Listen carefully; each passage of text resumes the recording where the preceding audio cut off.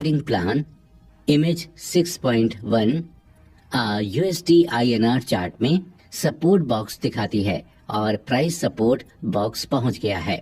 अगर smart money बड़े लोग जो पहले से ही इन्वेस्टेड हैं का अभी भी बुलिश व्यू है तो वो क्या करेंगे? वो जुट जाते हैं और लार्ज क्वांटिटीज में खरीदते हैं, वरना अगर वो बुलिश नहीं है तो बाइंग नहीं होगी। आइए देखते हैं कि नेक्स्ट कैंडल में क्या हुआ। Image 6.2 support trading plan B. अब ध्यान से देखिए कि अगले दिन क्या हुआ। प्राइस ने सपोर्ट बॉक्स के लोअर लेवल्स को तोड़ दिया।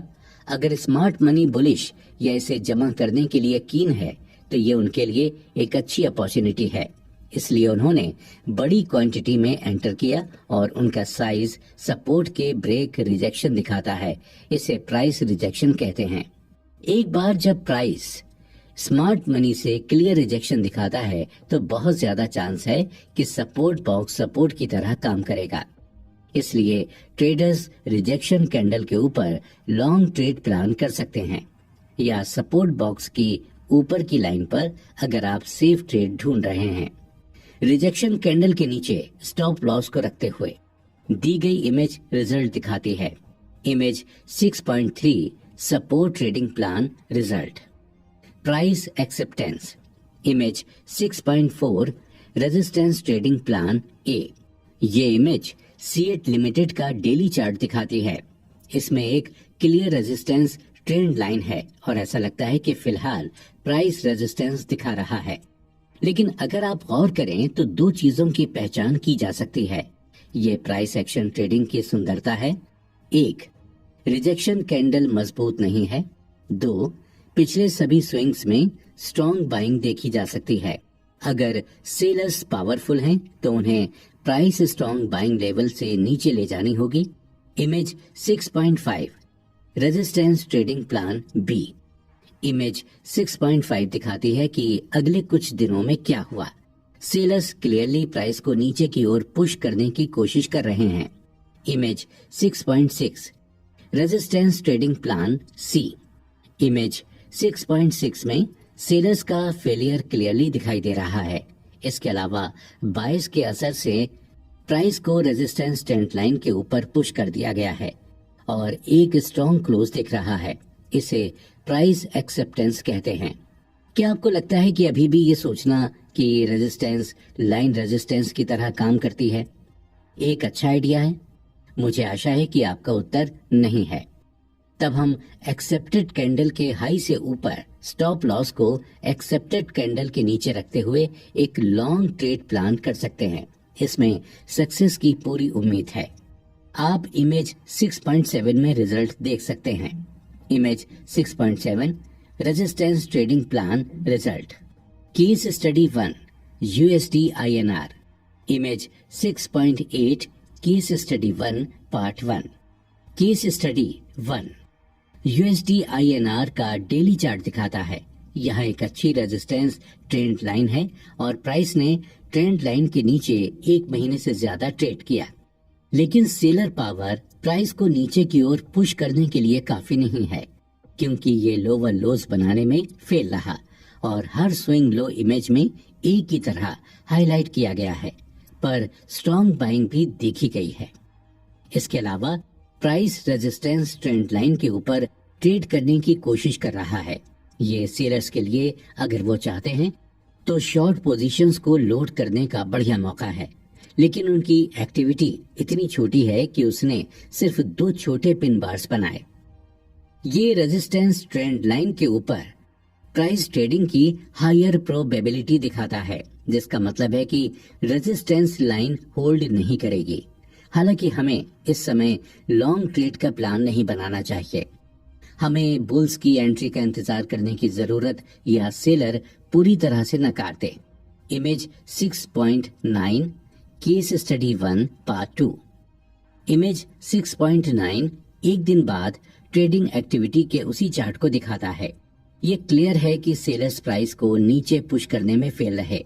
इसके अलावा बायर्स भी एंटर हुए और सारी सेलिंग को नकार दिया। सी के रूप में हाईलाइट है। ये हमारी पिछली एंजम्पशन को भी सपोर्ट करता है। इसलिए ये बेहतर है कि हरी कैंडल की हाई के ऊपर हरी कैंडल के लो के नीचे स्टॉप लॉस रखते हुए एक लॉन्ग ट्रेड का प्लान बनाएं। इस ट्रेड में सक्सेस की काफी उम्मीद है। Image 6.10 case study 1 result. जैसा कि मैंने पहले कहा, सिर्फ एंट्री और एग्जिट ही ट्रेड में आपकी किस्मत का फैसला करती हैं। फिलहाल मैं एंट्री पर ध्यान दे रहा हूं। मैं बाद के केस स्टडीज में एग्जिट के बारे में डिटेल में बताऊंगा।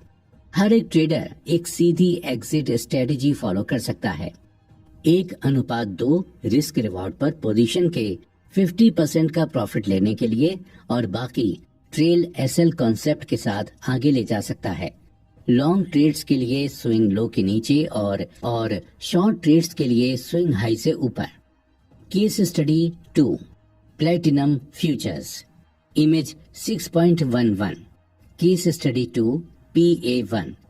इमेज 6.11 प्लैटिनम फ्यूचर्स का डेली चार्ट दिखाता है। इसकी एक अच्छी सपोर्ट ट्रेंड लाइन है। प्राइस सपोर्ट लाइन के पास है और सवाल ये है कि क्या ये होल्ड करेगा या नहीं। यदि आप ध्यान दें तो प्राइस हायर हाई बनाने में फेल है और सेलिंग स्विंग हाइस पर मजबूत है।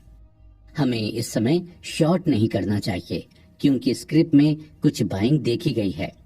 स्मॉल बाइंग विक के कारण हम एक शॉर्ट ट्रेड का प्लान बना सकते हैं जब प्राइस सेलिंग को नकार देता है। Image 6.12 case study 2 PA2। Image 6.12 कुछ दिनों की ट्रेडिंग एक्टिविटी के बाद वही चार्ट दिखाता है। ये क्लियर है कि बायर्स को प्राइस को ऊपर पुश करने कंसोलिडेशन के लिए बहुत कोशिश करनी पड़ी। इसके अलावा वहां में एक significant bearish candle bearish engulfing है जो बुल के ताबूत में आखिरी कील का काम करता है। ये प्राइस एक्सेप्टेंस दिखाता है। इसका मतलब है कि प्राइस में गिरावट का बहुत ज्यादा चांस है। इसलिए हम low of the big bearish candle के नीचे या सेफ ट्रेड के लिए ट्रेंड लाइन के नीचे शॉर्ट ट्रेड का प्लान कर सकते हैं। High of the bearish candle के ऊपर स्टॉप लॉस रखते हुए। Image 6.13 case study 2 result. Image 6.13 इस ट्रेड का रिजल्ट दिखाता है और ये हर चीज बताता है। इस मामले में एग्जिट बताने के लिए कोई अच्छे रेफरेंस पॉइंट्स नहीं है, इसलिए ट्रेड 1:2 रिस्क रिवॉर्ड के लिए 50% से एग्जिट कर सकता है और बाकी एसएल ट्रेल्स कॉन्सेप्ट के साथ आगे ले जा सकता है। Case study 3 TCS। Image 6.14 case study 3 PA1। ये इमेज TCS का डेली चार्ट है। प्राइस एक क्लियर साइडवेज चैनल में बढ़ रहा है। आखिर में बायर्स ने प्राइस को ऊपर पुश करने की कोशिश की, लेकिन वो बुरी तरह फेल रहे क्योंकि एकदम से सेलर्स की रेजिस्टेंस जोन के ऊपर एंट्री हुई। इस कैंडल में डेली रेंज का लगभग 50% सेलिंग विक है। ये बताता है कि बायर के पास सेलिंग से लड़ने के लिए फायर पावर कम है। शॉर्ट ट्रेड करने के बजाय हम एक और कैंडल का इंतजार कर सकते हैं, ये देखने के लिए कि कौन ज्यादा पावरफुल है। Image 6.15 case study 3 PA2। अगर आप इमेज 6.15 को देखते हैं तो अगली कैंडल पर सेलर्स का दबदबा है। वहां एक ओपन हाई था और फिर पूरे दिन गिरावट बनी रही। इसके अलावा प्राइस रेजिस्टेंस लाइन के ऊपर और पहली कैंडल के हाई पर ट्रेड करने में फेल रहा। ये एक मजबूत सेलिंग फोर्स की मौजूदगी कंफर्म करता है, इसलिए हम सेलिंग कैंडल के लो के नीचे सेलिंग विक या रेजिस्टेंस ट्रेंड लाइन के ऊपर स्टॉप लॉस रखते हुए शॉर्ट ट्रेड प्लान कर सकते हैं। हम सपोर्ट ट्रेड लाइन को अपना टारगेट कर सकते हैं। इमेज 6.16 ट्रेड का रिजल्ट दिखाता है। प्राइस सपोर्ट ट्रेंड लाइन के हमारे टारगेट पर पहुंच गया है। Image 6.16 case study 3 result. मैं इस समय ट्रेड से एग्जिट करने का सुझाव देता हूं। क्या आप एक रीजन सोच सकते हैं? उत्तर सीधा है। वहां एक बिग बाइंग विक के साथ सपोर्ट लाइन पर रिजेक्शन कैंडल है, इसलिए जोखिम लेने के बजाय प्रॉफिट बुक करना बेहतर है। मैं ये नहीं कह रहा हूं कि यहाँ से ये पूरी तरह से अपसाइड हो जाएगा, लेकिन रिजेक्शन कैंडल देखने के बाद स्लाइड बाउंस की पॉसिबिलिटी है और हमें यकीन नहीं है कि ये किस लेवल तक उछलेगा, इसलिए ये बेहतर है कि ट्रेड से एग्जिट कर जाएं। यदि आप एक जोखिम भरे ट्रेडर हैं तो आप सपोर्ट लाइन पर 50 से 75% की पोजीशन से एग्जिट कर सकते हैं और बाकी पोजीशन को एंट्री प्राइस को अपना स्टॉप लॉस रखकर आगे ले जाएं। इस तरह भले ही प्राइस छोटी पोजीशन के लिए है, आपका स्टॉप लॉस हिट करे, आप बाद में ज्यादा क्वांटिटी के लिए पैसा कमाते हैं। Case study 4, Nifty 15 minute chart. वही price action concepts intraday trading में या शॉर्ट टर्म ट्रेडिंग में भी बहुत अच्छी तरह से काम करता है, लेकिन जब इंट्राडे ट्रेडिंग या शॉर्ट टर्म ट्रेडिंग की बात आती है, ट्रेडर्स एक महत्वपूर्ण पहलू को भूल जाते हैं या इग्नोर कर देते हैं। जब भी हम छोटे टाइम फ्रेम में आते हैं, अपॉर्चुनिटीज बढ़ जाती हैं और साथ ही रिस्क और श्योर भी बढ़ता है। तो हमारे मनी मैनेजमेंट रूल्स हमारी कैपिटल के इरोजन को रोकने के लिए डिजाइन किए जाने चाहिए, भले ही हमें लगातार कुछ फेल्ड ट्रेड मिले हों। Image 6.17 case study 4 PA1। Image 6.17 15 minute का निफ्टी चार्ट दिखा रहा है। आगे दिए गए पॉइंट्स चार्ट से बिल्कुल साफ हैं। खरीदार कीमतों को ऊपर पुश करने के लिए स्ट्रगल कर रहे हैं। चैनल में सेलर प्रमुख हैं, बड़ी लाल कैंडल्स। बायर्स प्राइस को रेजिस्टेंस ट्रेंड लाइन के ऊपर पुश करने में फेल रहे। प्राइस ने सपोर्ट ट्रेंड लाइन के करीब एक्सेप्टेंस दिखाई। इन सभी पॉइंट से पता चलता है कि प्राइस का सपोर्ट ट्रेंड लाइन को तोड़ने का हायर प्रोबेबिलिटी है। हम या तो आखिरी लाल कैंडल के नीचे एक शॉर्ट ट्रेड प्लान कर सकते हैं या एक और कैंडल के पूरा होने के लिए वेट कर सकते हैं। प्लीज ध्यान दें कि इंट्राडे ट्रेडिंग में वेट की वजह से हम अच्छे मौके मिस कर सकते हैं। Image 6.18 case study 4 PA2। Image 6.18 उसी चार्ट को एक और मिनट की कैंडल के पूरी होने के बाद दिखाता है। ये बिल्कुल साफ है कि सेलर्स पूरे कंट्रोल में हैं। यदि आप पहले से ही ट्रेड ले चुके हैं तो आप पहले से ही प्रॉफिट में हैं।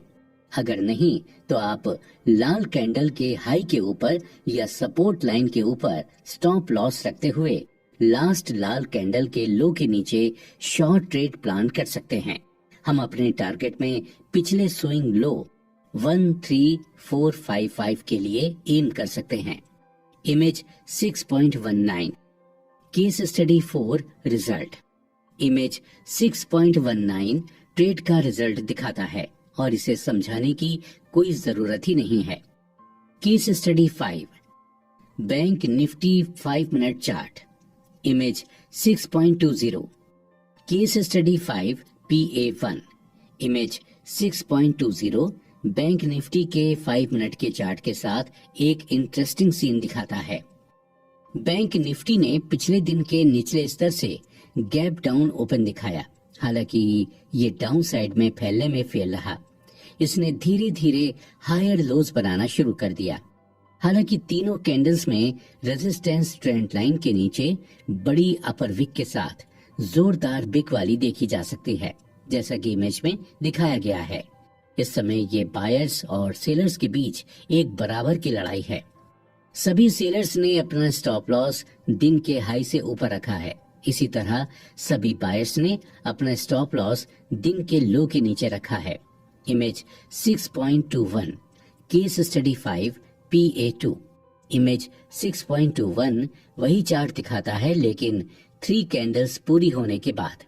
इन 3 कैंडल्स ने रेजिस्टेंस ट्रेंड लाइन पर प्राइस का एक्सेप्टेंस दिखाया था। आखिरी कैंडल भी दिन के हाई के ऊपर ट्रेड कर रही थी, जिसका मतलब है कि सभी सेलर्स को अपनी पोजीशन को कवर करने के लिए दौड़ना चाहिए। ये अपसाइड रेंज एक्सटेंशन के साथ ट्रेंड डे पॉसिबिलिटी भी दिखाता है। ट्रेंड डे और रेंज एक्सटेंशन दोनों मार्केट प्रोफाइल कॉन्सेप्ट्स हैं। मार्केट प्रोफाइल इंट्राडे ट्रेडर्स और शॉर्ट टर्म ट्रेडर्स के लिए बेहद फायदेमंद है। इसलिए एक ट्रेडर ब्रेकआउट कैंडल के हाई के ऊपर लॉन्ग ट्रेड का प्लान बना सकता है। ब्रेकआउट कैंडल के लो के नीचे स्टॉप लॉस को रखते हुए अपने ट्रेड से एग्जिट को मैनेज करने के लिए रेजिस्टेंस लेवल पर प्राइस एक्शन का एक ही लॉजिक लागू करना चाहिए। Image 6.22 case study 5 result. Image 6.22 trade का रिजल्ट दिखाता है। ये अपसाइड पर महत्वपूर्ण और तेज मूव दिखाता है। प्राइमरी कारण ये है कि सेलर्स कवर के लिए दौड़े और इनडायरेक्टली बायर्स बन गए। उनका stop loss order by order बन गया और ट्रेड को क्लोज करने की उनकी उत्सुकता की वजह से अपसाइड पर बड़े मूव हुए।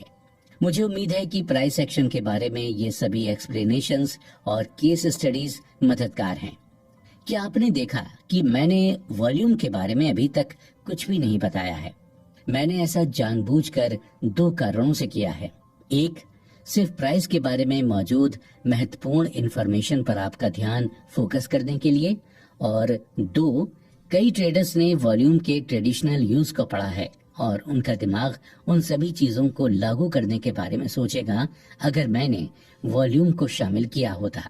अगला चैप्टर पूरी तरह से वॉल्यूम के बारे में है और इस चैप्टर में आप वॉल्यूम के बारे में बिल्कुल अलग एप्लीकेशन पाएंगे। क्या होगा अगर मैं कहूं कि ज्यादातर ट्रेडर्स वॉल्यूम का यूज गलत तरीके से करते हैं? प्राइस एक्शन ट्रेडिंग में केवल 2 चीजें इंपॉर्टेंट हैं, 1 प्राइस और 2 वॉल्यूम। पिछले चैप्टर तक हमने प्राइस को पढ़ा था और इस चैप्टर में हम वॉल्यूम का पता लगाएंगे। मैंने आपकी नजर में लाने के लिए ऊपर का टॉपिक नहीं लिया है, बल्कि मैंने इसलिए रखा है क्योंकि यही सच्चाई है। इस चैप्टर में 2 मॉड्यूल हैं, एक वॉल्यूम एनालिसिस बेसिक और 2 वॉल्यूम एनालिसिस एडवांस्ड। मैं शुरुआत में वॉल्यूम एनालिसिस के बेसिक पहलुओं को शेयर कर रहा हूं क्योंकि एडवांस्ड वॉल्यूम एनालिसिस में आपके दिमाग में कई प्रश्न खड़े होंगे और ये वॉल्यूम प्रिंसिपल्स के फाउंडेशंस या आइडिया को हिला देगा। तो बिगिनर्स और इंटरमीडिएट लेवल के ट्रेडर्स को वॉल्यूम की बेसिक जानकारी से लाभ होगा। ज्यादा एक्सपीरियंस्ड ट्रेडर्स एडवांस्ड कॉन्सेप्ट से ज्यादा लाभ उठा पाएंगे। वॉल्यूम एनालिसिस के बेसिक्स।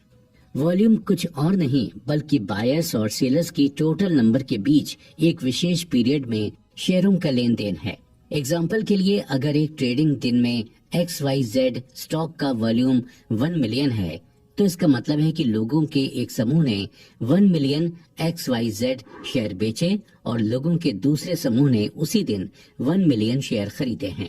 ट्रेडर्स को वॉल्यूम को एक कंफर्मेशन टूल के रूप में यूज करना चाहिए और ट्रेड शुरू करने के लिए कभी भी इसको इंडिपेंडेंटली यूज ना करें।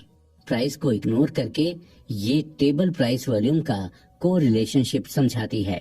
जब प्राइस के साथ वॉल्यूम भी बढ़ रहा है तो ये नेचर में बुलिश है, लेकिन जब प्राइस बढ़ रहा है वॉल्यूम कम हो रहा है तो ये नेचर में बुलिश नहीं है। इसका मतलब ये नहीं कि हमें शॉर्ट देखना चाहिए क्योंकि वॉल्यूम कंसोलिडेशन के बाद फिर से बढ़ सकता है। जब प्राइस गिरने के साथ वॉल्यूम बढ़ रहा है तो ये नेचर में बियरिश है, लेकिन जब प्राइस वॉल्यूम में कमी के साथ गिर रहा है तो ये नेचर में बियरिश नहीं है। Image 7.1 increase in price and volume. ये इमेज उस मामले को दिखाती है जहां प्राइस और वॉल्यूम दोनों एक साथ बढ़ रहे हैं। जब भी हमें ऐसा दिखता है प्राइस के ऊपर जाने की हायर प्रोबेबिलिटी रहती है। Image 7.2 volume confirmation for a long trade in USD CAD। Image 7.2 trend following technique में लॉन्ग ट्रेड का एग्जांपल दिखा रहा है। पिछला ट्रेंड ऊपर की ओर है, यहाँ एक हेल्दी पुल बैक है और साथ ही प्राइस सपोर्ट ट्रेंड लाइन पर बुलिश हैरमी पैटर्न दिखाता है, इसलिए प्राइस के नजरिए से लॉन्ग ट्रेड लेना सही है। अब वॉल्यूम को देखें। प्राइस की हर इंक्रीज के साथ वॉल्यूम में भी इंक्रीज देखी गई और प्राइस की हर गिरावट के साथ वॉल्यूम में भी कमी देखी गई, इसलिए ये लॉन्ग ट्रेड के लिए ठीक लग रहा है। Image 7.3 volume confirmation is missing in USD JPY। ये इमेज ट्रेंड फॉलोइंग टेक्निक में लॉन्ग ट्रेड का वैसा ही एग्जाम्पल दिखाती है। पिछला ट्रेंड ऊपर है, वहाँ हेल्दी पुल बैक है और प्राइस सपोर्ट ट्रेंड लाइन पर बुलिश हैरमी पैटर्न दिखाता है। हालांकि अगर आप प्राइस वॉल्यूम के को रिलेशनशिप को देखते हैं तो ये दूसरी कहानी बताता है। इसने डाउन स्विंग्स में वॉल्यूम स्पाइक दिखाया है और अप स्विंग में वॉल्यूम में सर्ज नहीं दिखाता है। ये सीरियस सेलर्स की मौजूदगी दिखाता है, इसलिए इसे लॉन्ग ट्रेड के लिए चुनना अच्छा नहीं है, भले ही प्राइस सपोर्ट ट्रेंड लाइन पर बुलिश हैरामी पैटर्न दिखाए। Image 7.4 volume confirmation for a breakout trade in USD INR. Image 7.4 USD INR में ब्रेकआउट ट्रेड का एक एग्जाम्पल दिखाता है।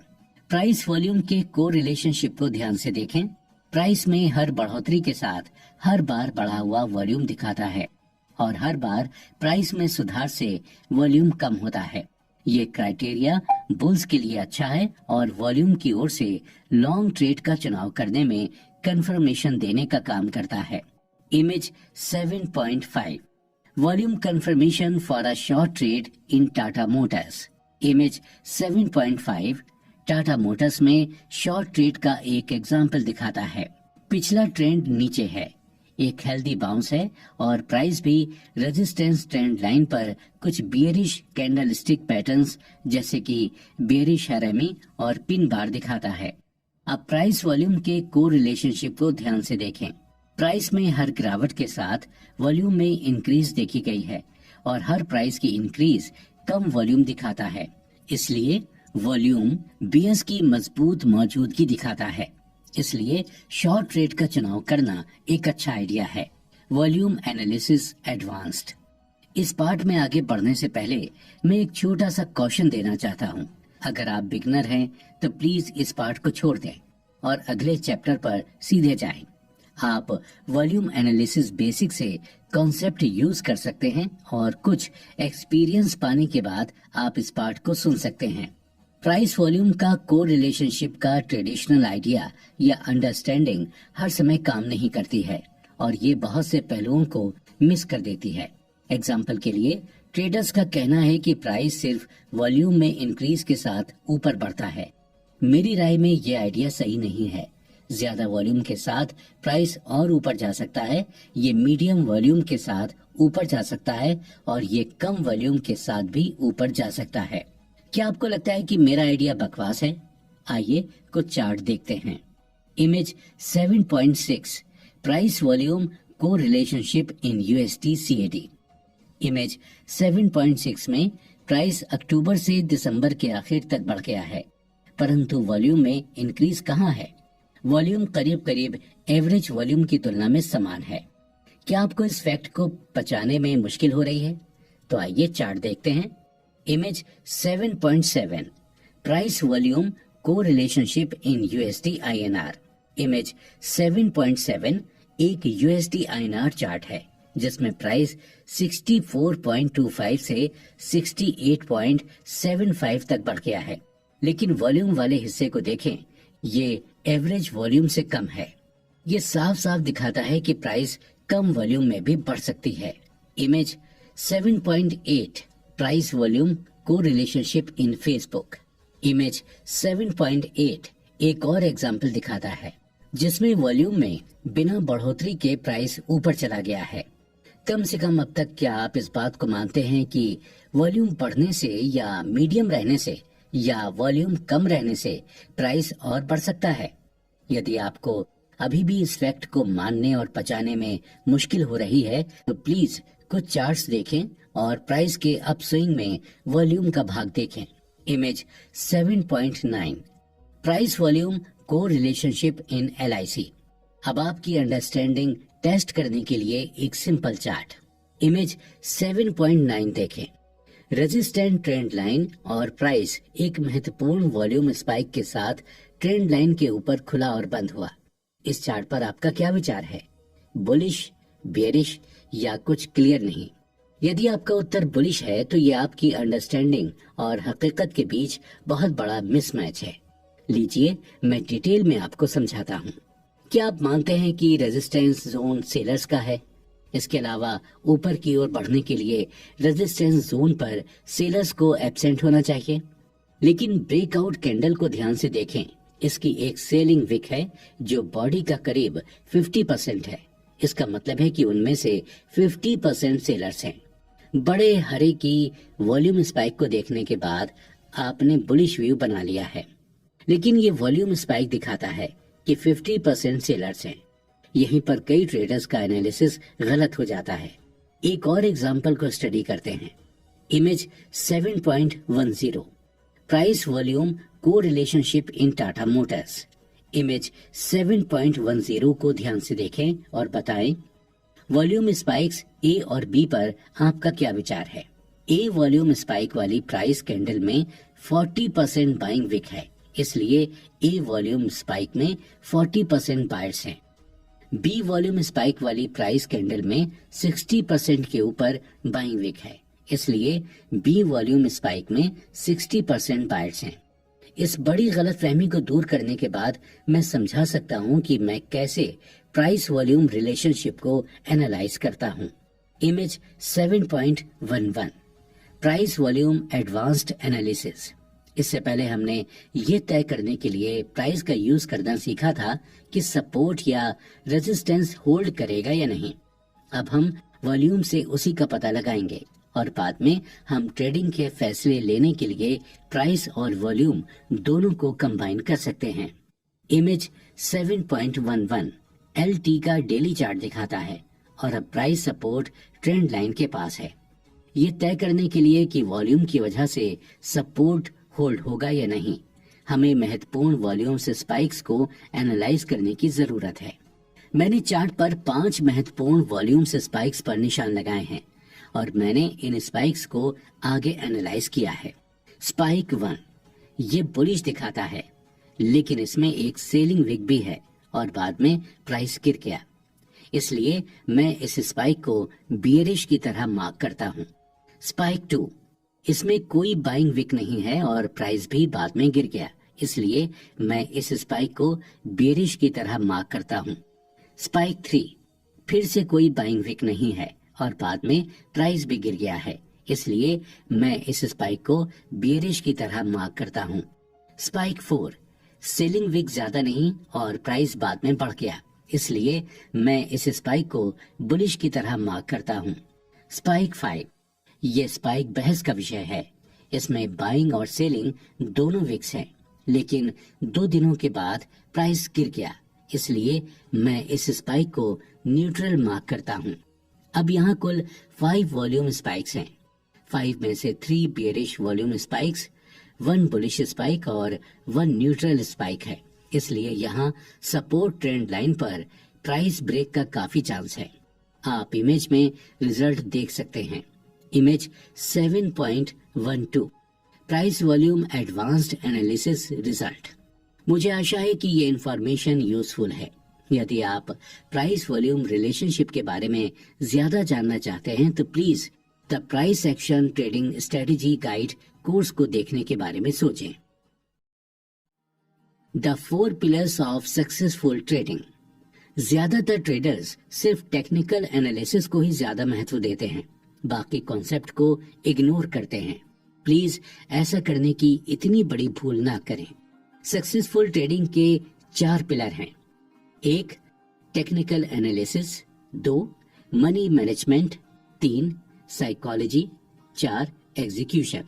Image of the 4 pillars of successful trading. ये सभी कॉन्सेप्ट कार के 4 पहियों की तरह हैं और किसी भी एक पहिए के बिना आप ट्रेडिंग में सक्सेस नहीं पा सकते हैं। इसलिए ट्रेडिंग में सक्सेस पाने के लिए सभी कॉन्सेप्ट्स को बराबर इंपॉर्टेंस दें। Pillar 1 technical analysis. सादे वर्ड्स में आपने पिछले चैप्टर में जो कुछ भी सीखा है वो टेक्निकल एनालिसिस का एक छोटा पहलू है। टेक्निकल एनालिसिस पुराने डेटा को कई तरीके से एनालाइज करके स्टॉक या इंडेक्स के भविष्य में प्राइस मूवमेंट प्रिडिक्ट करने के लिए इस्तेमाल किया जाने वाला एक मेथड है। टेक्निकल ट्रेडर्स का मानना है कि करंट और पहले के प्राइस एक्शन फ्यूचर में प्राइस मूवमेंट का अंदाजा लगाने का सबसे भरोसेमंद टूल है। वो ट्रेडिंग से जुड़े फैसले लेने के लिए किसी भी फंडामेंटल जानकारी का यूज नहीं करते हैं। टेक्निकल ट्रेडर्स प्राइस को एनालाइज करने के लिए प्राइस चार्ट्स का यूज करते हैं। कैंडलस्टिक चार्ट सबसे ज्यादा पसंद है। इंडिकेटर्स थाउजेंड्स हैं और वॉल्यूम का अलग अलग representations, volume profile, order flow. Pillar 2, money management. यहाँ तक कि एक खराब ट्रेडिंग सिस्टम भी अच्छे मनी मैनेजमेंट से पैसा कमा सकता है। Jack D Schwager. Money management ऐसे रूल्स का सेट है जिससे जरूरत के हिसाब से पोजीशन साइज में बांटा जाए ताकि ट्रेड में अच्छे रिटर्न कायम रहे और जोखिम कम हो सके। इसके कई तरीके हैं, लेकिन सही तरीका हमेशा नुकसान कम करना और प्रॉफिट को अधिक रखना पर फोकस करते हैं। किसी भी मनी मैनेजमेंट मेथड को चुनने से पहले ये जरूरी है कि अपने आप से पूछें कि आप किस प्रकार के ट्रेडर हैं, क्योंकि ये खास मेथड पोजिशनल ट्रेडर्स को सूट करता है और दूसरा मेथड इंट्राडे ट्रेडर्स या स्कैल्पर्स को सूट करता है।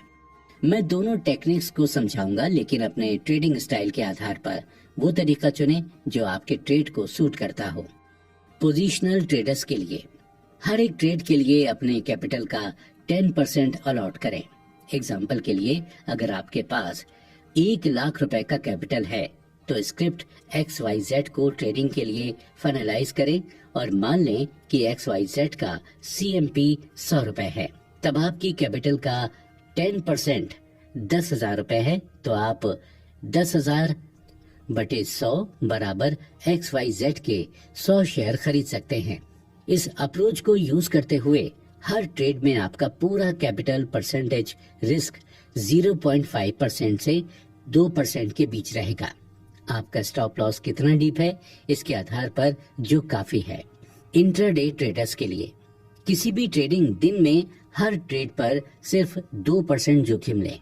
इसके अलावा किसी भी ट्रेडिंग दिन पर 5% से ज्यादा नुकसान नहीं करें, जिसका मतलब है कि आपको किसी भी ट्रेडिंग दिन में 2-3 ट्रेड से ज्यादा नहीं करना चाहिए। कई ट्रेडर्स पोजिशनल ट्रेड्स के लिए भी अपने कैपिटल का सिर्फ 1 से 2% जोखिम लेने का सुझाव देते हैं और वो कैपिटल पर ऊपरी लिमिट नहीं लगाते हैं। ये पोजिशनल ट्रेड्स को करते समय कुछ कंफ्यूजन लाता है। एक एग्जांपल देकर मैं आपको समझाता हूँ। मान लें कि आपकी कैपिटल 1 लाख रुपए है। आप हर पोजिशनल ट्रेड में अपने कैपिटल पर 2% के जोखिम उठाने का प्लान बना रहे हैं, जो कि 2,000 रुपए पर ट्रेड है। आपने एक स्क्रिप्ट XYZ को 1,000 पर एंट्री और 990 पर एसएल शॉर्ट लिस्ट किया है। फिर बाइंग के लिए शेयरों की टोटल नंबर 2000/10 बराबर 200 शेयर रहेगी। 200 शेयर खरीदने के लिए जरूरी कैपिटल बराबर 200x रुपए 1,000 बराबर 2 लाख रुपए। लेकिन आपके अकाउंट में 2 लाख रुपए का कैपिटल नहीं है, है ना?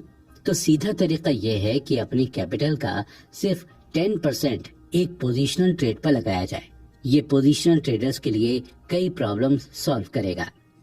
ये प्रॉब्लम तब नहीं आएगी अगर कोई ट्रेडर आगे चलकर पोजिशनल ट्रेड्स का प्लान कर रहा है, क्योंकि लेवरेज एक्स्ट्रा कैपिटल की जरूरत का ध्यान रखेगा, लेकिन ओपनिंग रिस्क्स के बड़े गैप को देखने की जरूरत है। इंट्राडे ट्रेडर्स को भी इस प्रॉब्लम का सामना नहीं करना पड़ता है, क्योंकि उनमें ज्यादातर ट्रेड को फ्यूचर्स या ऑप्शंस में लेते हैं। दोनों ही मामलों में लिवरेज मिल सकता है और ये एक्स्ट्रा कैपिटल की जरूरत, सादे शब्दों में कहें तो पोजिशनल ट्रेडर्स हर ट्रेड पर अपनी कैपिटल का 10% डिप्लॉय करें। इंट्राडे ट्रेडर्स हर ट्रेड के लिए अपने कैपिटल का सिर्फ 2% रिस्क लें। Pillar 3, psychology. साइकोलॉजी का मतलब है वो मेंटल फैक्टर्स या इमोशंस जो किसी सिचुएशन या काम को गवर्न करते हैं। इसलिए जब हम ट्रेडिंग साइकोलॉजी कहते हैं तो ये ट्रेडिंग को गवर्न करने वाले मेंटल फैक्टर्स पर लागू होता है। ट्रेडिंग के इर्द गिर्द घूमने वाली 4 मेन इमोशंस लालच, डर, अफसोस और उम्मीद हैं। प्लीज ध्यान दें, ये सभी फैक्टर्स नॉलेज की कमी की वजह से उभर कर आते हैं।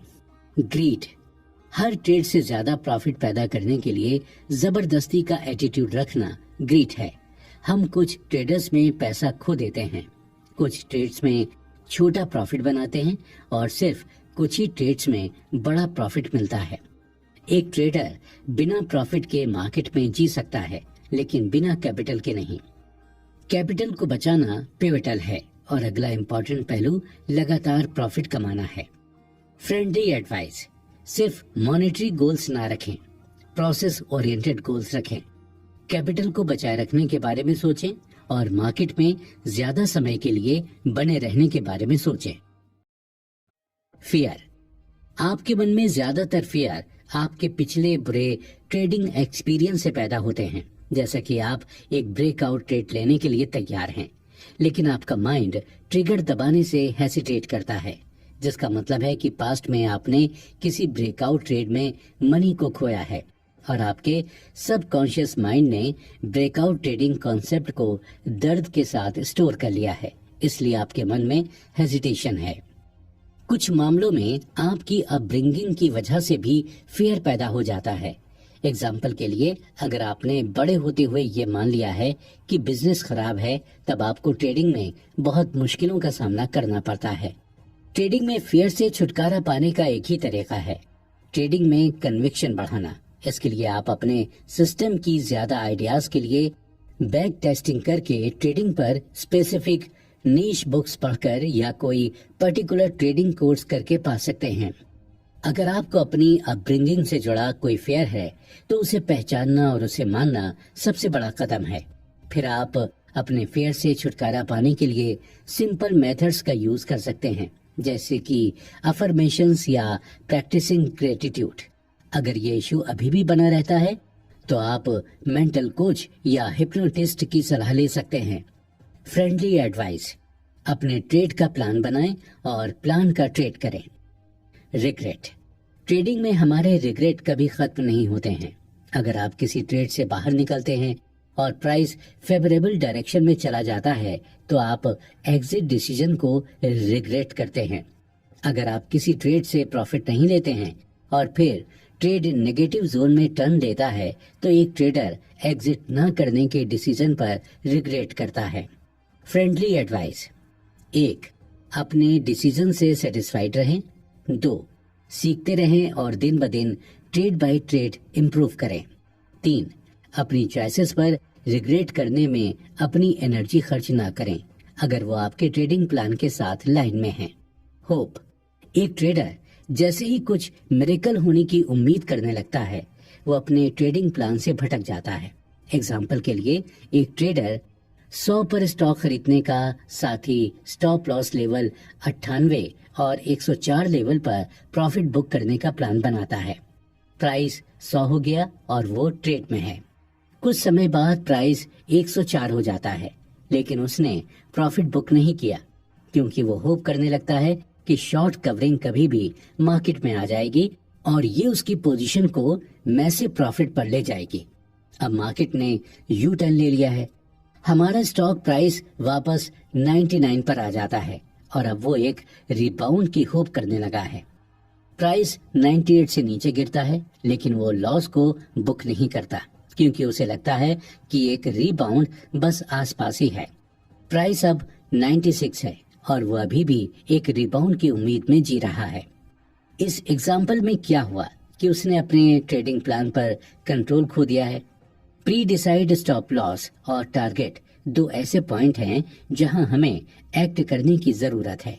जब हम उन पॉइंट्स पर पहुंचने पर एक्शन नहीं लेते हैं तो सिचुएशन हमारे कंट्रोल में नहीं होती है और उसके बाद हम जो भी डिसीजन लेते हैं वो होप पर बेस्ड है, जो वीकनेस का साइन है। Friendly advice, action points, stop loss and target के साथ तैयार रहें और अपने ट्रेड के प्लान के हिसाब से काम करें। मार्केट बहुत सी अच्छी अपॉर्चुनिटीज देता रहता है। प्लीज किसी ट्रेड को होप पर डिपेंड नहीं करने दें और फिर बाद में होपलेस हो जाएं। निगेटिव थिंग्स ट्रेडर की साइकोलॉजी पर असर डालती हैं। इससे कुछ फर्क नहीं पड़ता कि आप एक ट्रेडर की तरह कितने स्किल्ड पर्सन हैं। आप इस बिजनेस में सक्सेस नहीं पा सकते हैं अगर अपने माइंड में निगेटिव थॉट्स भर लेते हैं। अब मैं आपको अपने माइंड से निगेटिव थॉट्स को दूर करने के कुछ तरीके बताता हूँ। स्टार्ट पॉजिटिव, अपने दिन की शुरुआत कुछ समय के लिए एक पॉजिटिव कोट से या बुक से पढ़कर करें या कोई पॉजिटिव या मोटिवेशनल वीडियो देखें। जब आप सुबह सुबह पॉजिटिव थॉट सोचते हैं तो आपका माइंड पूरे दिन इन पॉजिटिव वाइब्रेशंस को कैरी करता है। आप पूरे दिन एनर्जेटिक और हैप्पी रहेंगे। ग्रेटिट्यूड, हम हमेशा उन ऑब्जेक्ट्स या लोगों के बारे में सोचते हैं जो हमारी लाइफ में मौजूद नहीं हैं। ये हमेशा हमारे मन में दुख या इनकम्प्लीटनेस पैदा करता है। जो चीजें या लोग आप चाहते हैं उनके बारे में सोचना अच्छा है, लेकिन उन ऑब्जेक्ट्स या लोगों के बारे में ग्रेटिट्यूड दिखाना उससे ज्यादा क्रिटिकल है जो उस समय आपके पास हैं। हर रात सोने से पहले उन सभी चीजों और लोगों के बारे में सोचें जो अभी आपकी लाइफ में हैं और इन सब चीजों के लिए खुश रहें। ये बिहेवियर माइंड में कंप्लीटनेस और हैप्पीनेस लाता है और ये आगे के गोल अचीव करने के लिए आपका एनर्जी लेवल बढ़ा देता है। टीवी या मोबाइल, हो सके तो सोने जाने से पहले टीवी देखने या मोबाइल का इस्तेमाल करने से बचें। लेटेस्ट स्टडीज के हिसाब से टीवी या मोबाइल की तेज रोशनी ब्रेन को स्टिमुलेट करती है। ये मेलाटोनिन का सेक्रेशन इफेक्ट करता है जो हार्मोन क्वालिटी स्लीप के लिए जरूरी है। Lack of quality sleep mindset को नुकसान पहुंचाता है। फाइट्स, गॉसिपिंग और आर्ग्यूमेंट से बचें। फाइट्स, गॉसिपिंग और आर्ग्यूमेंट्स हमारे नेगेटिव थॉट्स का सिग्निफिकेंट सोर्स हैं। अगर आप गुस्सा हैं तो किसी पर्सन से कन्वर्सेशन करने से बचें और रिलैक्स होने के लिए कुछ टाइम ऑफ लेना अच्छा रहेगा। जब आप एक बार अपने एंग्री मूड से बाहर आ जाएं तो डिस्कशन के लिए थॉट्स बनाएं और फिर उस पर्सन से डिस्कशन कंटिन्यू करें। गॉसिपिंग से किसी का फायदा नहीं होगा। इस समय का यूज अच्छी बुक पढ़ने में या किसी और हॉबी में लगाएं। Pillar 4, execution, how one idea can change your life. 1931 में टेड, एक फार्मासिस्ट, और उनकी वाइफ डोरोथी, एक फार्मा टीचर, ने टाउन ऑफ वॉल में साउथ डकोटा यूएस में एक छोटा ड्रग स्टोर खरीदा। वो एक छोटे से विलेज में बसना चाहते थे जहां एक अच्छा स्कूल और एक अच्छा चर्च दोनों थे। वॉल इन जरूरतों को पूरा करता था और इसलिए उन्होंने वॉल में अपना बिजनेस शुरू करने के लिए एक छोटा ड्रग स्टोर खरीदा। कई टूरिस्ट वॉल की सड़कों पर ट्रेवल कर रहे थे, हालांकि उनकी मेडिकल शॉप पर कोई नहीं आ रहा था। गर्मी का मौसम शुरू हुआ और टेड और डोरोथी की उम्मीदें कम होने लगी। मेन प्रॉब्लम ये थी कि मेन रोड से टूरिस्ट को कैसे अट्रैक्ट किया जाए। टेड और डोरोथी को एक एक्सीलेंट आइडिया आया। जो कोई भी उनकी दुकान में आता था उन्होंने उसे कोल्ड वाटर सर्व करना शुरू किया। उन्होंने मेन रोड पर वॉल ड्रग स्टोर का रूट मैप दिखाते हुए और कोल्ड वाटर की अवेलेबिलिटी बताते हुए कुछ साइन बोर्ड्स भी लगवा दिए। इसी आइडिया के साथ उनका बिजनेस बढ़ने लगा और आज इसकी शॉप्स पूरी दुनिया भर में हैं। आज वॉल ड्रग स्टोर की सभी ब्रांचेस दुकान में आने वाले किसी भी आदमी को कोल्ड वाटर सर्व करती हैं। उनके ओवरऑल प्रॉफिट्स को देखने की कोई जरूरत नहीं है क्योंकि वो सिर्फ बिलबोर्ड्स पर हर साल $4 लाख से ज्यादा खर्च करते हैं। ट्रेडिंग में और डिसिप्लिन लाने के लिए आपका नया आइडिया क्या है? याद रखें, एक आइडिया आपकी जिंदगी बदल सकता है। ट्रेडिंग में एग्जीक्यूशन अल्टीमेट गोल है। मान लीजिए उसके पास बहुत अच्छा पॉजिटिव एक्सपेक्टेंसी सिस्टम और क्लियर मनी मैनेजमेंट रूल्स हैं। इस केस में आप ट्रेडिंग में लंबे समय तक पैसा कमा सकते हैं अगर आप सभी मार्केट कंडीशंस में प्लान एग्जीक्यूट करते हैं। Trading for a living, trading for fun and trading for a living में बहुत बड़ा फर्क है।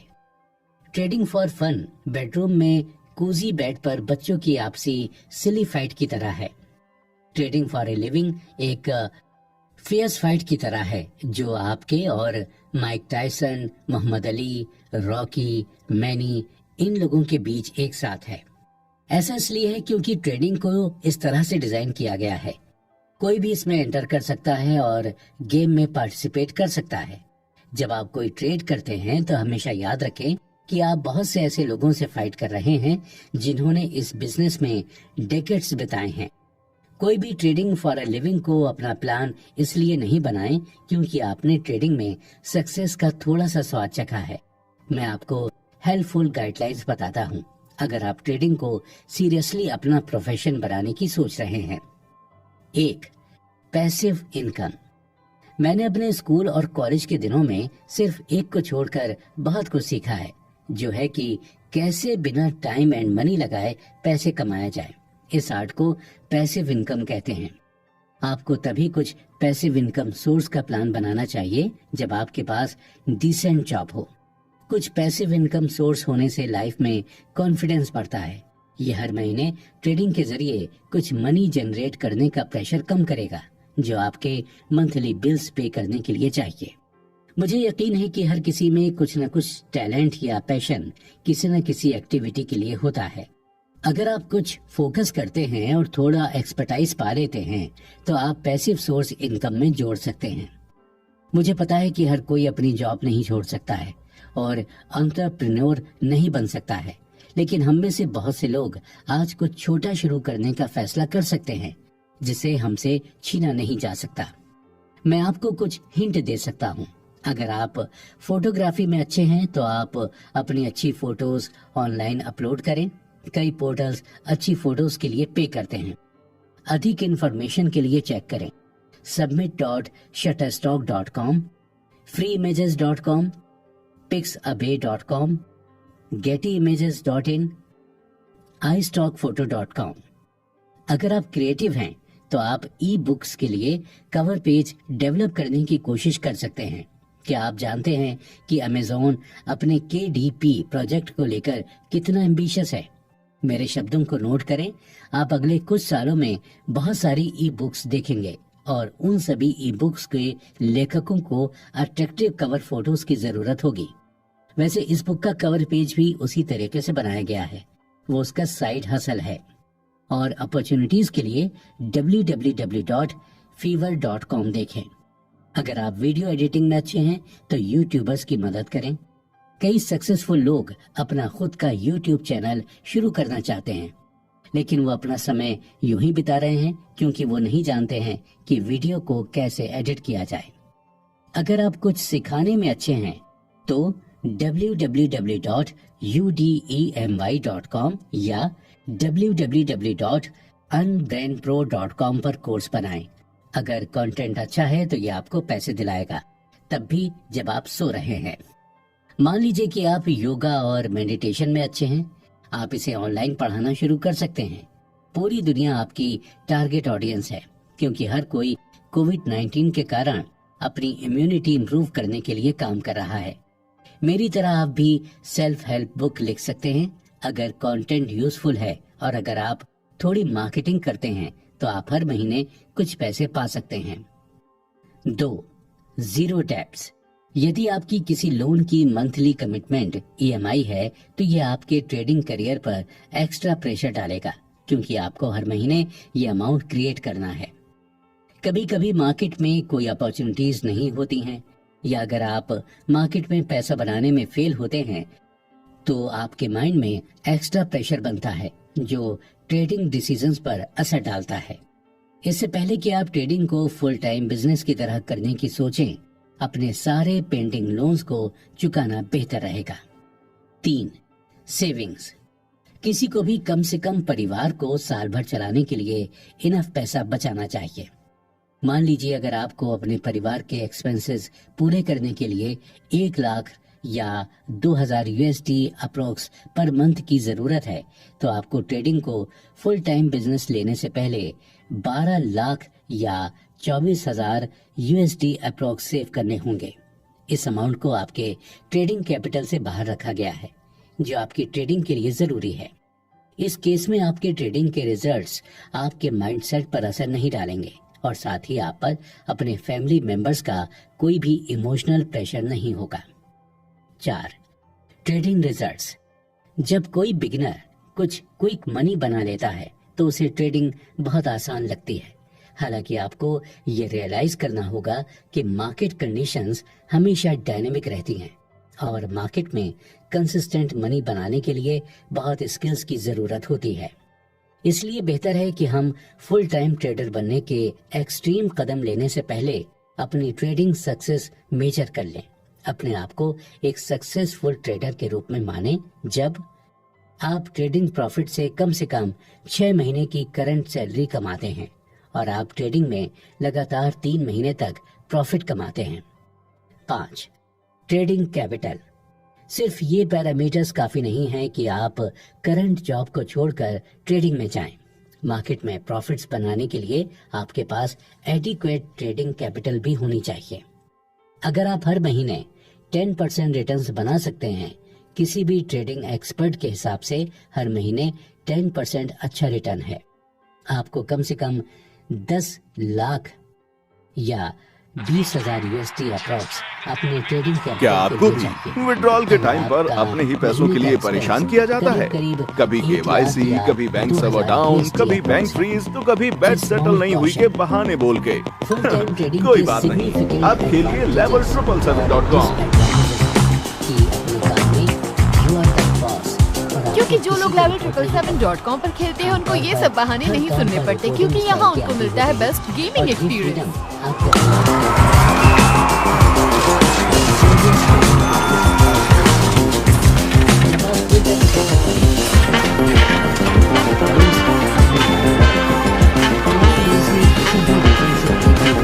आप खुद कर सकते हैं एक क्लिक पर डिपॉजिट और विड्रॉल अपने अकाउंट में। level777 है इंडिया का only one legal trusted 100% tax free gaming platform. First deposit पर 100% बोनस और उसके बाद 10% बोनस ऑन एवरी डिपॉजिट। किसी भी प्रॉब्लम के लिए आप कस्टमर सपोर्ट नंबर पर कभी भी कॉल कर सकते हैं, आपकी प्रॉब्लम तुरंत सॉल्व की जाएगी। तो अभी विजिट करो level777.com पर। भारत का करेगा पूरा आपका सपना level777.com। नहीं कर सकते हैं तो किसी ऑफिस में सिंगल सीट डेस्क किराए पर ले सकते हैं। आजकल आप मंथली रेंट पर सिंगल सीट डेस्क ले सकते हैं, जिसमें इंटरनेट कनेक्शन, डेस्क पर मेंटेनेंस, कॉफी वगैरह शामिल है। सभी सक्सेसफुल ट्रेडर्स ट्रेडिंग जर्नल रखते हैं और इसलिए ये अच्छा आइडिया है कि आप ट्रेड को एंट्री, एग्जिट, एसएल, प्राइस वगैरह नोट करें। आपको समय समय पर इन ट्रेड्स को रिव्यू करना चाहिए और अपनी ट्रेडिंग स्किल्स को इवैल्यूएट करना चाहिए। आमतौर पर सभी प्रोफेशंस में हमारे पास सपोर्टिंग एनवायरनमेंट होता है, हालांकि ट्रेडिंग में ऐसा एनवायरनमेंट होना आसान नहीं है। इसलिए आपको प्रॉफिटेबल ट्रेडर्स का एक सर्किट डेवलप करना चाहिए और मंथली गैदरिंग्स या अदर मीटिंग्स में शामिल होना चाहिए। अगर पॉसिबल हो तो ट्रेडिंग के मेजर इवेंट जैसे ट्रेडर्स कार्निवल, एक्सपर्ट के सेमिनार वगैरह अटेंड करें। एक अपनी और एक how to make money in trading without quitting your 9 to 5 job. किसी भी एस्टेब्लिश्ड ट्रेडर से पूछें कि उसके लिए उनकी सबसे इम्पोर्टेंट टिप उन लोगों के लिए क्या है जो लोग फुल टाइम ट्रेडिंग करना चाहते हैं, तो हर एक यही सजेस्ट करता है करंट जॉब को इमीडिएटली नहीं छोड़ना चाहिए। यदि आपके पास 9 से 5 का जॉब है, तब भी आप ट्रेडिंग में स्पेसिफिक स्टेप्स को फॉलो करके कुछ पैसिव इनकम बना सकते हैं। ये स्टेप्स आपकी ट्रेडिंग स्किल्स में 9 से 5 तक काम करते हुए इम्प्रूव करने में और लाइफ एंजॉय करने में मदद करते हैं। लेकिन किसी भी पर्सन को ट्रेडिंग में बेटर रिजल्ट्स के लिए रोड ब्लॉक्स को पार करना पड़ता है। रिस्पॉन्सिबिलिटी ये ट्रेडिंग डिसीजन लेने के बारे में है। बाई करें या सेल करें और आपको उनके डिसीजंस के लिए 100% रिस्पॉन्सिबिलिटी लेनी होगी। ऑफिस की तरह आप मैनेजमेंट या कलीग्स को ब्लेम नहीं कर सकते। ज्यादातर समय आप ट्रेडिंग में अकेले, ज्यादातर लोग स्टॉक मार्केट में पैसा कमा देते हैं। इसलिए अगर आप एक ग्रुप में रहने की कोशिश करते हैं तो हाई प्रोबेबिलिटी है कि आपको बैड ट्रेड रिजल्ट्स मिले। ग्रुप से अलग रहना और अपनी ट्रेडिंग पर फोकस करना बेहतर है। मोटिवेशन ट्रेडिंग में अपनी इंस्पिरेशन खुद ढूंढनी होगी। ट्रेडिंग में किसी को टारगेट रिपोर्ट्स या परफॉर्मेंस असेसमेंट रिपोर्ट्स नहीं मिलती हैं। इसके अलावा आपके काम को मॉनिटर करने वाला कोई बॉस नहीं होगा। यहाँ पर मार्केट ही सुप्रीम बॉस है और यहाँ किसी को भी उसकी मेरिट के हिसाब से रिवॉर्ड मिलेगा। यहाँ 8 स्टेप्स और टिप्स दी गई हैं जो आपको अपनी 9 से 5 नौकरी के साथ काम करते हुए ट्रेडिंग में पैसे कमाने में मदद करेंगे। 1. सही ट्रेडिंग सिस्टम चुनें। ये फिल्म level777 द्वारा प्रस्तुत की गई है। होना जरूरी है जो आपकी पर्सनैलिटी और शेड्यूल को कम्प्लीमेंट करता हो।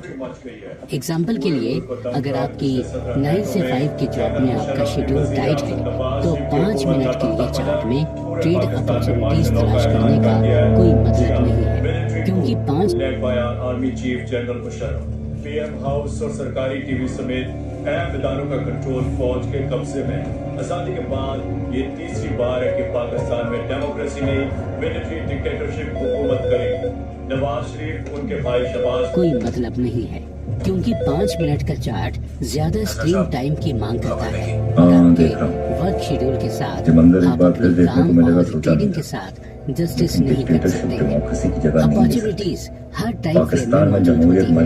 कोई भी intelligent person suitable time frame को चुनेगा, प्रॉपर ट्रेड सेटअप का वेट करेगा और मनी मैनेजमेंट लिमिट्स में रहते हुए ट्रेड मैनेज करेगा। वर्किंग प्रोफेशनल्स के लिए 2 जरूरी सुटेबल ट्रेडिंग मेथड्स हैं, एक पोजिशनल ट्रेडिंग और 2 इंट्राडे ट्रेडिंग। पोजिशनल ट्रेडिंग ये एक टाइप की ट्रेडिंग है जिसमें ट्रेडर कुछ दिनों या वीक्स के लिए पोजीशंस ओवरनाइट कैरी करता है। BTST ट्रेड्स, STBT ट्रेड्स या कोई और ट्रेडिंग टाइप जिसमें कुछ दिनों से कुछ वीक्स तक होल्डिंग पीरियड हो, वो भी पोजिशनल ट्रेडिंग में जाएगी। इंट्राडे ट्रेडिंग ये एक टाइप की ट्रेडिंग है जिसमें आपको उसी दिन ट्रेड क्लोज करना होता है। बहुत से लोग मानते हैं कि इंट्राडे ट्रेडिंग को 100% स्क्रीन टाइम की मांग होती है, लेकिन ये सही नहीं है। अगर आपके पास ट्रेडिंग सिस्टम है तो इस स्क्रीन टाइम को टूल से यूज करके 75% कम किया जा सकता है, जैसे कि alert mechanism using SLM, trigger order या पार्शियल या फुल ऑल्गो ट्रेडिंग। टिप 1, अपने वर्क शेड्यूल की जांच करें और तय करें कि आप इंट्राडे ट्रेडर या पोजिशनल ट्रेडर बनना चाहते हैं। अगर आप इंट्राडे ट्रेडिंग चुनते हैं तो प्लीज नोट करें कि आपको ट्रेड की अपॉर्चुनिटी ज्यादा मिलेंगी और इसलिए नॉइस एंड फेलियर भी ज्यादा होगा। 2, राइट ट्रेडिंग इंस्ट्रूमेंट चुनें। स्टॉक मार्केट में हमारे पास 3 ट्रेडिंग इंस्ट्रूमेंट्स हैं, एक इक्विटी, 2 फ्यूचर्स, 3 ऑप्शंस। इसलिए एक ट्रेडर को पता होना चाहिए कि ये ट्रेडिंग इंस्ट्रूमेंट्स कैसे काम करते हैं। आइए इसे बेहतर समझने के लिए एक एग्जांपल लेते हैं। उस फोटो में मान लें कि एक ट्रेडिंग अकाउंट में 3,30,000 या 3.3 लाख है। ACC current market price CMP 1,620 है। मान लें कि ACC अगले 2 ट्रेडिंग दिनों में 5% 81 पॉइंट से ऊपर चला गया। एक्सप्लेनेशन सेक, 3.30 लाख से कोई 203 शेयर खरीद सकता है। 5% अपसाइड मूवमेंट के कारण 16,443 प्रॉफिट हुआ। 203 शेयर 81 पॉइंट्स, कैपिटल पर ROI 5%। Case 2, futures. 3.30 लाख से एक ट्रेडर एक लॉट 500 शेयर्स खरीद सकता है। आप फ्यूचर डिटेल्स वेरीफाई कर सकते हैं। 5% अपसाइड मूवमेंट के कारण 40,500 QTY x 81 प्रॉफिट हुआ। कैपिटल पर ROI 12% है। Case 3, options. 3.30 लाख के साथ आप ACC के 1700 CE की 7500 क्वांटिटी खरीद सकते हैं। 42 पर प्रीमियम मानते हुए 5% अपसाइड मूवमेंट के कारण 2,43,000 अप्रॉक्स 40% पर प्रॉफिट हुआ। कैपिटल पर ROI 74% है। ROI सभी 3 ट्रेडिंग इंस्ट्रूमेंट्स में काफी अलग होता है। Image, trading instruments in stock market.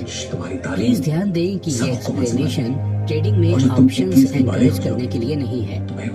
F&O trading में हाईएस्ट रिस्क लेवल्स रहता है और पहले बताए गए डिस्क्रिप्शन से पता चलता है कि कैसे तीनों ट्रेडिंग इंस्ट्रूमेंट्स अलग डिग्रीज में रिस्क और रिवॉर्ड ऑफर करते हैं। टिप 2, अपनी ट्रेडिंग इक्विटी के साथ शुरू करें। अगर आप फेल भी होते हैं तो भी आप कम पैसे खोलेंगे। फ्यूचर्स तभी ट्राई कर सकते हैं जब इक्विटी ट्रेडिंग के साथ प्रॉफिटेबल। इसी तरह किसी को ऑप्शंस तभी ट्राई करना चाहिए जब वो फ्यूचर्स ट्रेडिंग के साथ प्रॉफिटेबल हो। प्लीज नोट करें कि ये डेरिवेटिव प्रोडक्ट्स आपके ट्रेडिंग रिजल्ट्स को बढ़ाते हैं। 3, अवॉइड सिस्टम होपिंग। एक आदमी कार चलाने सीखना शुरू करता है। आज वो वो एक कार्ड से शुरू करता है, सभी बेसिक्स सीखता है। कल वो यही प्रोसेस किसी और कार्ड पर सीखना शुरू करता है और ये प्रोसेस चलता रहता है। हर रोज वो डिफरेंट कार्ड पर सीखना जारी रखता है। क्या आपको लगता है कि वो अपना लर्निंग प्रोसेस पूरा कर रहा है? ये बेहतर होता है कि वो एक ही कार्ड से जुड़ा रहता जब तक वो पूरी तरह से कार्ड चलाना सीख नहीं लेता और अपनी मर्जी के हिसाब से कोई भी कार्ड चला सकता है। लेकिन जब ट्रेडिंग की बात आती है तो बहुत से लोग इस प्रोसेस को भूल जाते हैं। लोग एक इंडिकेटर या एक ट्रेडिंग कॉन्सेप्ट की स्टडी करते हैं और कुछ समय के लिए इसे आजमाते हैं। जब उन्हें कुछ फेवरेट्स मिलते हैं तो वो तुरंत दूसरा सिस्टम यूज करना शुरू कर देते हैं या अपने ट्रेडिंग सिस्टम में एक और इंडिकेटर जोड़ने लगते हैं ये सोचकर कि ये इसे ठीक कर देगा। ये एक विशियस साइकिल है। आपको लिविंग बनाने के लिए केवल एक पैटर्न की जरूरत है। लिंडा रेस्के, आप कंप्लीट बैक टेस्टिंग के बाद ट्रेडिंग सिस्टम को फाइनलाइज कर सकते हैं। अगर सिस्टम लॉन्ग रन में पॉजिटिव एक्सपेक्टेंसी दिखाता है तो इसे ट्रेडिंग में डिप्लॉय किया जा सकता है। लेकिन इंश्योर करें कि किसी भी ट्रेड में आपके कैपिटल का 2% से ज्यादा लॉस न हो। इमेज प्रॉफिट्स इन ट्रेडिंग, एक साल के लिए अपने ट्रेडिंग सिस्टम को न बदलने की कसम लें। हर मिस्टेक को स्टडी करें, हर मिस्टेक के पीछे के रूट कॉज को पहचानें और अगली बार अपनी ट्रेडिंग में उस मिस्टेक से बचें। इम्प्रूव ट्रेडिंग साइकोलॉजी का मतलब है किसी भी सिचुएशन या एक्टिविटी में मेंटल फैक्टर्स या इमोशंस को गवर्न करना। इसलिए जब हम ट्रेडिंग साइकोलॉजी कहते हैं तो ये ट्रेडिंग को गवर्न करने वाले कॉग्निटिव फैक्टर्स पर लागू होता है। स्टॉक मार्केट ट्रेडिंग में 4 प्राइमरी इमोशंस हैं: ग्रीड, फियर, रिग्रेट और होप। मान लीजिए एक ट्रेडर अपने ट्रेडिंग सिस्टम पर ज्यादा कन्विक्शन पाने के लिए काम करता है और साइकोलॉजी को इम्प्रूव करता है। अननेसेसरी ट्रेड से बचने के लिए, प्रॉफिट्स के लिए और मनी मैनेजमेंट रूल्स को मानने के लिए। उस केस में ये इश्यूज अपने आप खत्म हो जाते हैं। टिप 4, ट्रेडिंग सिस्टम की तुलना में साइकोलॉजी क्रूशियल रोल प्ले करती है।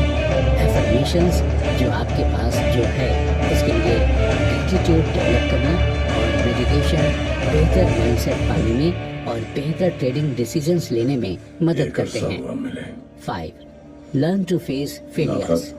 कोई भी माता पिता अपने बच्चों की अपब्रिंगिंग में एक ही कॉमन बात सोचते हैं: फेलियर इज बैड। इसलिए कोई भी माता पिता अपने बच्चों को किसी भी एग्जाम में फेल होते हुए नहीं देख सकते हैं। इसलिए वो सभी तरीकों से इंश्योर करते हैं कि उनके बच्चे हर एग्जाम में पास हों। इस तरह की अपब्रिंगिंग हमारे सबकॉन्शियस माइंड में फेलियर इज अनएक्सेप्टेबल सेव कर देती है। इस एक कारण से कई ट्रेडर्स को बुरा लगता है, कभी पैथेटिक। भले ही वो किसी ट्रेड में थोड़ा सा पैसा खो दें, ऐसा इसलिए है क्योंकि वो उस पैसे को अफोर्ड नहीं कर सकते। पर ऐसा इसलिए है क्योंकि फेलियर को डाइजेस्ट करना उनके लिए बहुत मुश्किल है। इस समय में उनमें बदले का एटीट्यूड डेवलप हो जाता है और मार्केट से जल्दी पैसा वापस कमाने के लिए वो और ट्रेड करते हैं या हर ट्रेड पर ज़्यादा रिस्क लेते हैं। कहने की ज़रूरत नहीं है कि वो आखिर में और ज़्यादा पैसा हार जाते हैं। Image. To become a successful trader, learn to digest failures, work on consistent improvements. Tip 5. Trading में फेलियर इनएविटेबल है।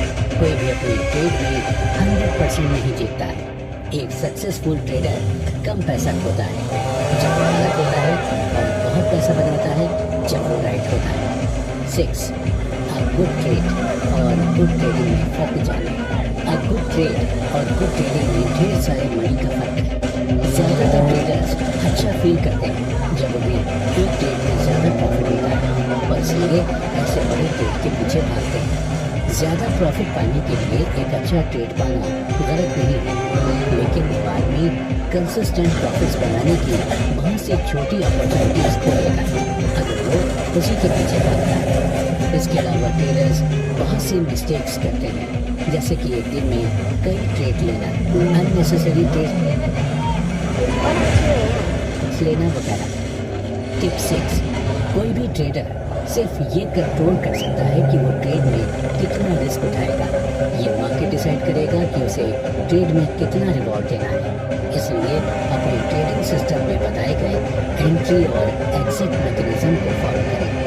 Cell, don't get addicted to your selling. The famous book the black swan के लेखक कहा था, the 3 most harmful addictions are heroin, carbohydrate. ज्यादातर लोगों के दिल में कुछ सपने होते हैं, लेकिन वो अपने ड्रीम्स को फॉलो नहीं करते।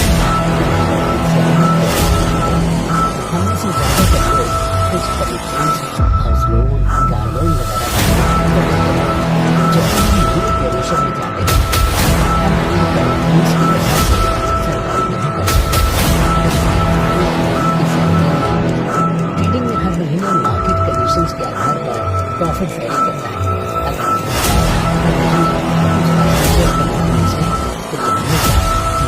कुछ प्रेशर आता है। भले ही आप एक सैलरीड पर्सन हैं, इसलिए कमिटमेंट से दूर रहना ही बेहतर है जब आप ट्रेड करना सीख रहे हो। जब आपके पास कोई कमिटमेंट नहीं होता है तो आप सैलरी के एडिक्ट नहीं होते। ज़्यादातर समय आपका माइंड फ्री रहता है और बेहतर ट्रेडिंग डिसीजंस लेते हैं। हर महीने अपनी सैलरी का 20 से 25% दूसरे सेविंग्स अकाउंट में डालने की कोशिश करें। अगर आप पहले से ही ट्रेडिंग में सक्सेसफुल हैं तो आप इस अमाउंट को अपने ट्रेडिंग कैपिटल में जोड़ सकते हैं। नहीं तो इस अमाउंट को किसी और सोर्स में डालें जहाँ से आपको कुछ रिटर्न्स मिलता है और विड्रॉ करना भी आसान होगा। टिप 7, लोन लेकर डेप्रिशिएटिंग एसेट्स में इन्वेस्ट ना करें। बहुत से लोग 75% की वैल्यू से ज़्यादा का बैंक लोन लेकर घर खरीदते हैं।